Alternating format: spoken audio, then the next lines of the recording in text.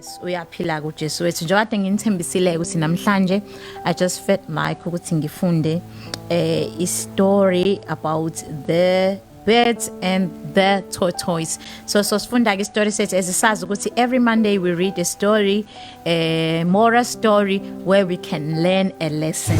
Long time ago when a bird died on earth, its spirit will leave its body and float up to the clouds where it lived as a cloud person, watching over and caring for the birds and animals on earth. The birds and animals knew about these cloud people. The water holes dried up and the animals were starving. The animals and birds came together to decide what to do about the terrible drought. Tortoise and his wife were also in the meeting. Tortoise was very worried. He knew that if the cloud people delivered food to the earth, he might be too slow to reach it in time. He was very hungry and didn't want to miss out. Ahem, he said, "Do you really think that the cloud people will pay attention to a flock of birds?" Meanwhile, the cloud people were sad when they saw how the birds had been tricked. They wailed and they cried, and their tears fell down in the sky and watered the earth like rain. The grass and the trees grew again, and once again the birds and animals had food, but the bird never trusted any of the tortoise again. And to this day, tortoise hide their head inside their shell in shame when they see the birds.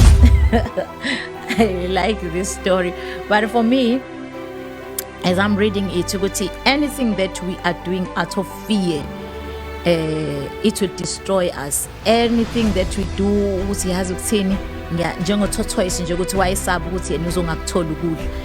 It's like he allowed he doubted the birds ukuthi ngeke baze bakwazi ukwenza izinto right, and also he also doubted himself because he was looking at his own weaknesses ukuthi ngeke azakwazi ukufinyelela ekudleni, ngeke azakwazi ukuthi athole ukudla on time, because already in his mind he had already planned for his defeat.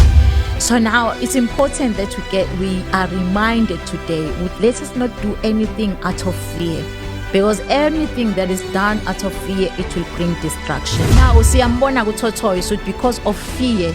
Ifear noma esefike laphaya ukudla kokuningi khona, he is blinded because fear blinds you. It makes you only think about yourself. Mayifika lapha he's thinking about himself, he's not even thinking about his wife. Lapha ezansi ukuthi njengoba ngikudla ngiqeda lokudla unkosikazi wami lapha ezansi keke, and he eats and finishes all the food. Ngiyacabanga ukuthi ngoba wayesaba ngenxa futhi wayeblinded by fear. And this is what happens even emhlabeni esiphila kuwona, ukuthi whatever we plant we shall reap, whatever we sow we shall reap. Sometimes we reap it by behavior yabantu, kube sangazi ukuthi abantu bayasizonda noma abantu basikhokhela revenge, kanti vese sivuna izinto thina esitshalile vese. Maybe what we need to ask ourselves ukuthi how have I contributed, because now iTortoise bisingaba i-victim yokuthi buka manje angisenayo indlela yokubuyela emuva noma isikrashekile lapha yaqhuma ugebhezi lwayo no initial yayo iblame abantu, but siyabonga ukuthi iyaba nokuzisola. Even have fun with your life, figure things out.